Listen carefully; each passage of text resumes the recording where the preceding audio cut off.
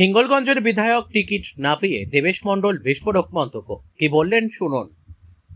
2021 সালে বিধানসভা নির্বাচনে বর্তমানে হিঙ্গলগঞ্জের ব্লক সভাপতি তার নামে বিস্ফোরক মন্তব্য অডিও ভাইরাল করলেন হিঙ্গলগঞ্জের বিধায়ক দেবেশ মণ্ডল।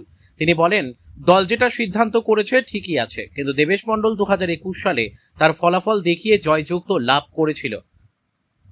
এবারে দল আমাকে প্রার্থী দেয়নি, সে নিয়ে কোনো ব্যাপার না, মানুষ তার যোগ্য জবাব দেবে। হিঙ্গলগঞ্জের ব্লক সভাপতি সংবাদ মাধ্যমে প্রশ্ন করলে শহীদুল্লাহ গাজী তিনি বলেন, এটা আমার কোনো অডিও রেকর্ড নয়, এটা আমার গলা নয়, আমাকে কিছু মানুষ ছোট করার চেষ্টা করছে।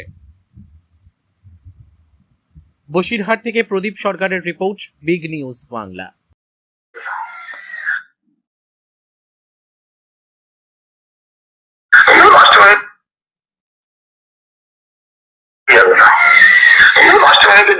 অন করেছে তাতে একশোরই তো ইয়ে করার মতো না।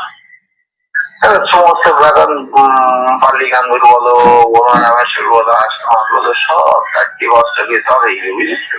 আর তাহলে আমাদের যে জেলার লিডার তাকে বলো ভর্নি লোক নেই, বুঝলি তো। তারা যাচ্ছে বড় লিডার অভিষেকের ওদিকে ফেল দাও ইন্দিরা বলছি অভিষেক ব্যানার্জি। দেখুন, ওটা আমারও নিজেরই না, আমারও নিজেরই না। ও হচ্ছে ইচ্ছাকৃত হয়ে কিছু মানুষ চেষ্টা করছে আমাকে কিছু ছোট করার জন্য।